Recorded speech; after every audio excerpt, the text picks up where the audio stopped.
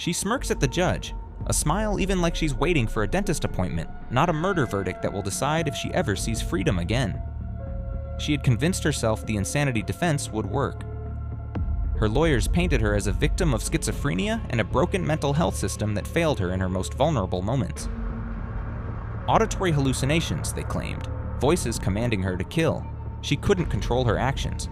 The defense was working. The judge was listening, seemingly convinced. But then the prosecution played the security footage and everything changed. 911, what is your emergency? There is a child. He's bleeding all over the place. We're at North Olmsted Giant Eagle. We're in the parking lot right now. Is the child conscious and breathing? He's in the first 3 rows, farthest north. Let's get her up. Hold you up, okay? Grab the other arm. We're gonna lift you up, Yeah, we're okay? gonna Stand up, okay? 1, 2, 3, stand up. Yeah, please. Stand up. Come on. What you're about to see is the moment Bionca Ellis realized her mental illness wouldn't excuse what she'd done. The moment she understood she wasn't going home, not in a few weeks, not ever. A mother was viciously stabbed in the shoulder. Her 3-year-old son was stabbed to death, and the proof of what really happened that afternoon in North Olmsted, Ohio, was captured on security cameras from 3 different stores. This is the chilling case of the woman who stole butcher knives from a thrift store and used them to murder a child in broad daylight. And every single detail I'm about to show you has been verified through court records, police body camera footage, and trial testimony. If you've never heard this story before, prepare yourself, because what happened on June 3rd, 2024 will challenge everything you think you know about mental illness, criminal responsibility, and how surveillance footage can track a killer's every move before they strike. Why don't you want to answer these questions? ASAP. There was something prosecutors discovered on those security cameras that would prove crucial to understanding what really happened that day. Something that showed Ellis wasn't in a psychotic fog. Something that revealed she knew exactly what she was doing. It started as an ordinary Monday afternoon, June 3rd, 2024, North Olmsted, Ohio. 38-year-old Margot Wood and her son Julian had planned a simple grocery trip. Julian's grandmother and little sister were supposed to join them, but the little girl fell asleep. The grandmother stayed home. Just Margot and 3-year-old Julian headed out that afternoon. They had no idea they'd just made the deadliest decision of their lives, because someone else was already hunting that afternoon. Someone who'd been planning this for hours. Someone who'd traveled across the parking lot complex, store to store, searching for the perfect weapon, the perfect victim. Keep this detail in mind. It becomes critical later. Margot drove to a shopping center where multiple stores shared a parking lot. The Giant Eagle grocery store, Volunteers of America thrift shop Big Lots, all within walking distance of each other. She and Julian walked into the Giant Eagle that afternoon. Julian sat in the shopping cart seat. They started picking out groceries. Julian picked out flowers for his mother inside the store. A normal afternoon in every possible way. But across the parking lot, inside the Volunteers of America thrift store, something was already in motion. A woman walked through the entrance. Security footage captured her movements. She walked past the clothing racks, past the shoes, past the books and household items, and headed straight to the back to the kitchen section. There, she stopped in front of a display of cooking knives. She picked up 2 butcher knives. Both are 8 to 10 inches long. Broad stainless steel blades designed for cutting meat. She tested the weight, made sure she had a good grip. Then she walked straight past the checkout counter without paying. Theft. But that would be the least of her crimes that day. The woman walked out of the thrift store with large knives in both hands, blades exposed. No attempt to hide them, just walking through a public parking lot with murder weapons in broad daylight. She crossed the parking lot, entered things. Outlet security cameras tracked her every step. She lingered for around 30 seconds, knife in hand. Nobody noticed. Nobody stopped her. Then she stepped back outside. She raised one knife and brought it down hard against the concrete. She examined it. The blade wouldn't do. She dropped that knife right there on the pavement, kept walking with the other one knife left, one target in mind. Her next stop was the Giant Eagle, the same store where Margot and Julian were shopping. But here's what destroyed the defense's claim that she was in a psychotic state. The woman entered the Giant Eagle. She walked past multiple shoppers. Security footage shows she made eye contact with at least 4 people, according to witness statements. She adjusted her grip on the knife, moved with purpose through the store, not wandering, not confused, searching, and then she saw them, Margot and Julian, mother and son in the store. The security footage shows what happened next. The woman stopped, watched them, then began following. She stayed several feet back, tracked their movements as they finished shopping. When they turned toward the checkout lanes, she walked in front, let herself reach the exit, and wait. Margot paid for her groceries, loaded them into the cart. Julian still sat in the seat. They headed toward the exit. The woman followed behind them. Then they reached the parking lot. What happened there would become the most damaging evidence against Ellis. Margot pushed the shopping cart toward their car. The woman stepped out and started running at them from behind, knife raised above her head, stabbing wildly at the air as she charged. Margot heard footsteps, turned, saw a woman with a knife sprinting directly at her son. Every motherly instinct kicked in. She grabbed the cart, tried to push it away from the attacker, tried to shield Julian with her body. The attacker lunged. The knife came down. Margot shoved the cart. The blade missed Julian but stabbed into the rear of their car. Margot screamed, tried to pull the cart away. The attacker yanked the knife free and came at them again. Margot pushed the cart down, threw herself over Julian, tried to cover him completely. The woman stabbed down. Julian was struck in the face and back. According to medical testimony, the injuries were severe and life-threatening. Margot was still trying to shield her son. The attacker stabbed her in the shoulder. Multiple people witnessed the attack. Someone called 911 immediately. Others were too shocked to even do anything. But not the attacker. She just walked away, blood-soaked knife still in her hand. Calm expression on her face like nothing had happened. 911, what is your emergency? There was a child. He's bleeding all over the place. We're at North Olmsted Giant Eagle. I don't know what happened to him. Okay, what exactly is going on? There's a kid. He's bleeding all over the place. We're at Giant Eagle. He's outside. We're in the parking lot right now. Okay, is the child conscious and breathing? Is he breathing? I don't know. They're doing CPR on him. They're doing CPR? Yes, right now. Okay, hold on 1 second. North Olmsted units, be advised there's a child that is possibly injured. They're doing CPR on him now. Okay, I'm going to stay on the phone with you for a couple more minutes. I have officers en route. I'm going to get a couple more things from you, okay? Okay. I didn't see it. I just heard them yelling. Police arrived within minutes, found the woman less than a block away. She was sitting on a curb. The knife lay on the ground beside her. Officers drew their weapons, ordered her to the ground. She complied without resistance, didn't speak, didn't struggle. She's in the first 3 rows farther store. Copy, I will be up. Let's get her up. Pull you up, okay? Grab the other arm. We're going to lift you up, okay? Stand up, okay? 1, 2, 3, stand up. Stand up. Come on. Remember that security footage from earlier? Here's why it mattered to prosecutors. Back at the Giant Eagle parking lot, paramedics were working on Margot and Julian. Ready? Let me know when you're ready. Let's get him on the car.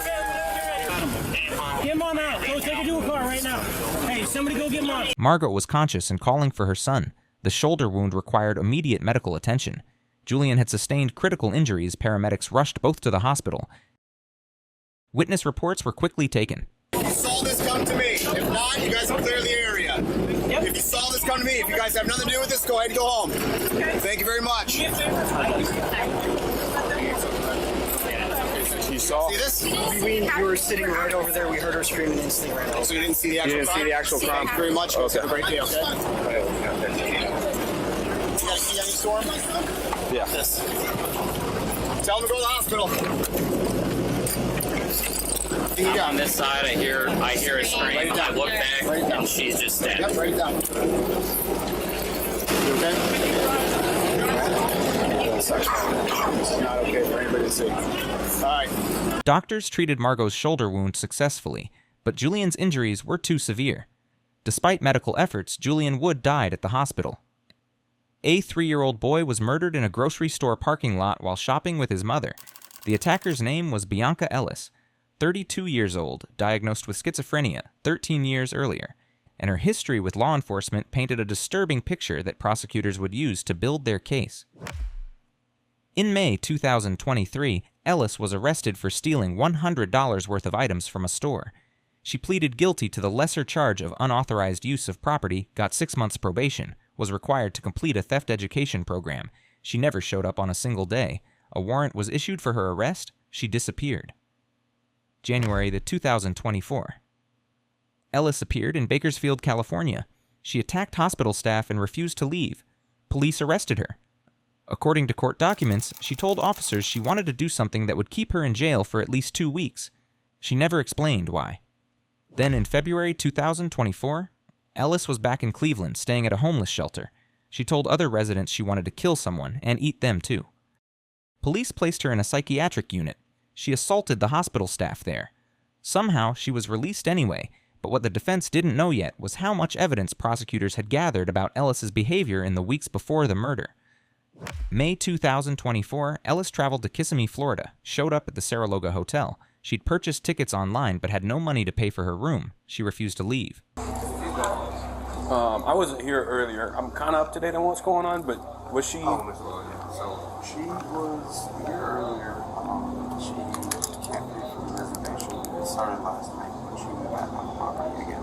Body cam footage captures what happened next. What's your name? Bionca? What's going on tonight? I was wanting to get booked for trespassing. Why? Because I am. You have no reason? You just want to? I have nowhere else to go. Are you refusing to leave the property? Yeah. Why? Because it's cold outside. I don't have nowhere else to go. You have no family, no nothing? No. I'm not from here. I was just vacationing. She did get arrested, spent a month in jail, and was released on May 25th, 2024. 4 days later, on Thursday, May 29th, she got arrested again. Someone had seen her in a wheelchair, made a distress call.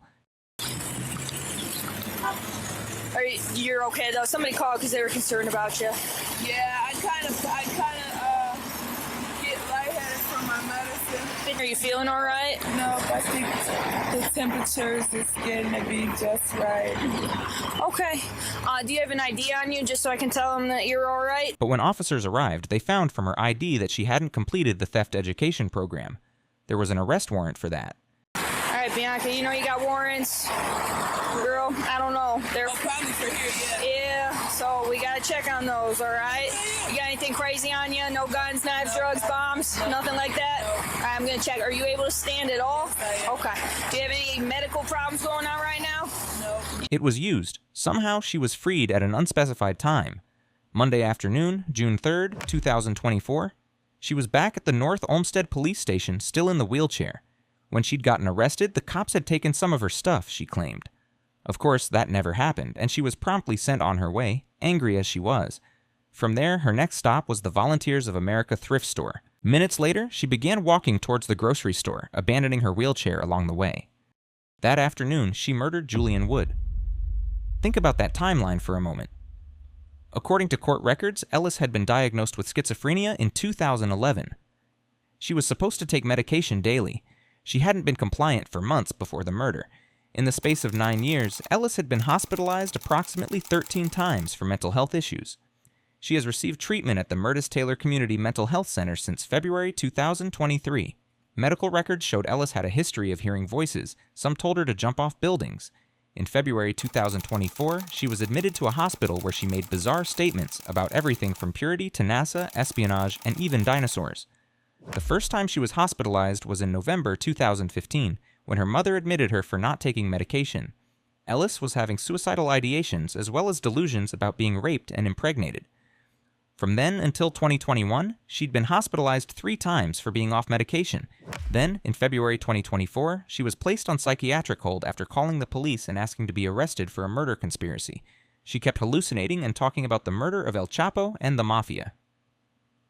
Ellis had been receiving Social Security disability benefits for her schizophrenia since 2017. Instead of using that money for housing and treatment, Ellis would cash these checks and travel. She moved between California and Ohio multiple times, had multiple run-ins with police where each time she kept asking to be jailed. But here's what prosecutors would use to demolish the insanity defense at trial. In the months before the attack, Ellis's life had become increasingly chaotic. She'd been evicted from her Rocky River apartment in January 2024. From then on, she spent the first half of the year traveling between Cleveland, California, New Mexico, and Florida, often seeking to be arrested and detained. After the warrant incident and her release, Ellis was homeless. She had no money and was sleeping near the downtown Cleveland casino that weekend. She was not on her medication during all this time.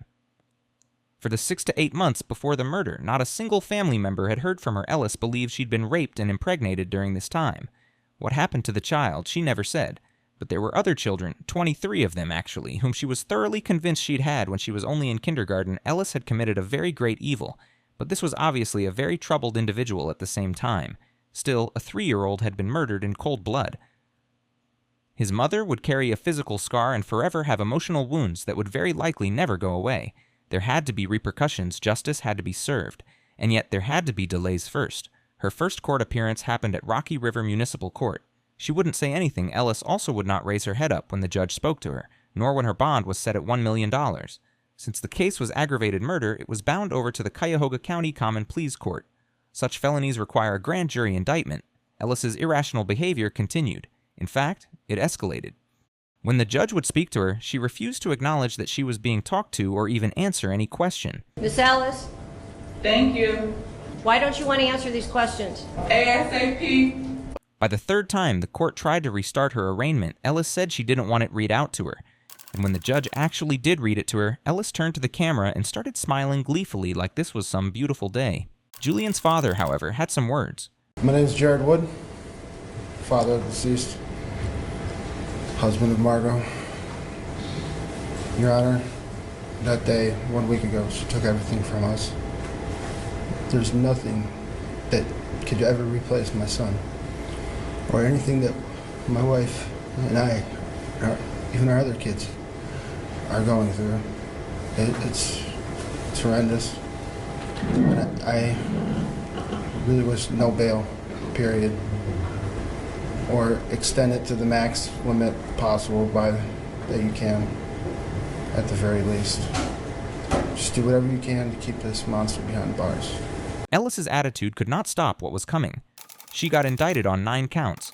1 count of aggravated murder, 2 counts of murder, 2 counts of attempted murder, 2 counts of felonious assault, 1 count of endangering children, 1 count of tampering with evidence, 1 count of misdemeanor theft. But with behavior like this, it was apparent that something was terribly wrong. Between July and September of 2024, she appeared for competency trials. It didn't take the court long to realize this woman was not mentally fit to stand trial. That September, she was taken to the North Coast Behavioral Health Care for treatment. What happened during those months in treatment would become crucial to the prosecution's case. It wasn't until early 2025 that she finally became well enough to be back in court. This time, with the use of adequate medication, Ellis was now stable enough to answer questions, realize that what she'd done was wrong, and communicate with her legal team. The trial began in October 2025. According to her lawyers, Ellis said she heard auditory hallucinations that day. There were voices in her head commanding her to kill. According to statements from her defense counsel, she'd said, "My mind went blank. I just decided to follow them. Maybe this isn't going to happen. I thought it was over. It wouldn't give me a second chance. My mind took over my body and just did what it wanted to do." The voices in her head had been very specific. Someone has to die. They needed to be killed. You could either kill them or kill yourself. You know what you came here to do. Go ahead and do it. It was apparent that the defense wasn't disputing whether Ellis had murdered Julian or not. They were pleading not guilty by reason of insanity. However, the prosecution thought otherwise. Then the prosecution revealed its strongest evidence. They pointed to Ellis's intent. The fact that she'd stood at the knife display, selecting knives, thrown one away because it wasn't good enough, stalked her victims around the store, then waited for them outside. Someone who could put this much planning into a murder clearly knew what they were doing was wrong. The security footage began playing. First camera, Volunteers of America thrift store. Ellis is walking through the aisles, stopping at the knife display, examining each one carefully, selecting 2 specific knives, not random, deliberate selection. Second camera, Ellis is leaving without paying, walking across the parking lot, entering Big Lots, testing the knife against concrete, deciding it wasn't good enough, dropping it, keeping the better. 1, not psychotic confusion, rational decision-making. Third camera, Giant Eagle interior, Ellis entering, looking around, spotting Margot and Julian beginning to follow them, maintaining distance, not random violence, calculated stalking. Fourth camera, Ellis is passing them in the store, reaching the exit first, positioning herself to wait, not impulsive, premeditated. Remember those knives Ellis selected so carefully? Now the jury understood why she'd been so particular. She needed them to kill. That theft from the thrift store wasn't random desperation. It was the beginning of a murder plan. Those 30 seconds in Big Lots, testing her weapon to make sure it would work, walking ahead to the exit, cutting off escape routes. All of it showed intent, showed planning, showed someone who understood exactly what they were doing. The defense called their expert witness, a psychiatrist who'd worked with Ellis. He testified about the severity of her schizophrenia, the frequency of her hallucinations. How commands from voices can feel impossible to resist, but the prosecution had its own expert, a court-appointed psychiatrist who'd evaluated Ellis. According to court testimony, this statement from the psychiatrist was the final nail in the coffin. The expert testified that while Ellis suffered from schizophrenia, her actions that day showed goal-directed behavior. She understood right from wrong during the attack. She made deliberate choices. To my opinion, with the reasonable medical certainty that the defendant had the severe mental disease of schizophrenia at the time of the 6/3/24 offense. It's my opinion with reasonable medical certainty, however, that the defendant did not have a severe mental disease or defect at the time of the June 3rd, 2024 offense that caused her to not know the wrongfulness of the offenses. So despite having schizophrenia, it did not cause her to not know the wrongfulness of the offenses. She told me, when I interviewed her on June 12th of this year, that her rage caused the stabbings. She felt rage and blanked out because before the offense, she was hot, dehydrated, had slept outside the previous night, had not eaten that day, and was worried about not having to pay any money and being unable to pay her rent. Anger and rage, or anger control problems and rage, are not symptoms of schizophrenia. The prosecution also had that courtroom footage, the one from Ellis's arraignment. When she turned to the camera and smiled while murder charges were being read, they played it for the jury. Ellis is sitting calmly, turning deliberately to face the camera. That smile spread across her face while the judge listed how she'd stabbed a 3-year-old to death. The defense claimed mental illness. The evidence showed intent. The defense said she couldn't control herself. The security footage showed careful planning. The defense argued she was in a psychotic state. The psychiatrist testified she understood her actions. The defense pointed to years of untreated schizophrenia. The prosecution showed footage of Ellis selecting murder weapons like someone shopping for groceries. Earlier, we saw her test that knife against concrete. Now we understand why that mattered. She was making sure it was strong enough to kill. That moment she walked ahead of Margot and Julian to the exit. She was cutting off their escape route. All of it showed one thing. Ellis knew what she was doing. Eventually, Ellis seemed to have made a turnaround in her disposition toward the case and what she'd done. I just want to say I apologize. I'm sorry. But it was too little and far too late. The jury deliberated. When they returned, the verdict was clear. Guilty. On all counts except the tampering with evidence charge, which had been dismissed, the other counts still remained. The judge's mind was made up. On the 27th of October, she was sentenced to life in prison without the possibility of parole. Ellis is currently incarcerated at the Ohio Reformatory for Women. Her attorneys have filed an appeal to the court, arguing that her severe, untreated schizophrenia wasn't adequately considered during sentencing, and that someone with her level of mental illness cannot form the intent required for aggravated murder. The appeal also challenges whether the jury instructions properly explained the insanity defense standard. Those security camera recordings that tracked her movements through 3 different stores that afternoon remain the central evidence in her conviction.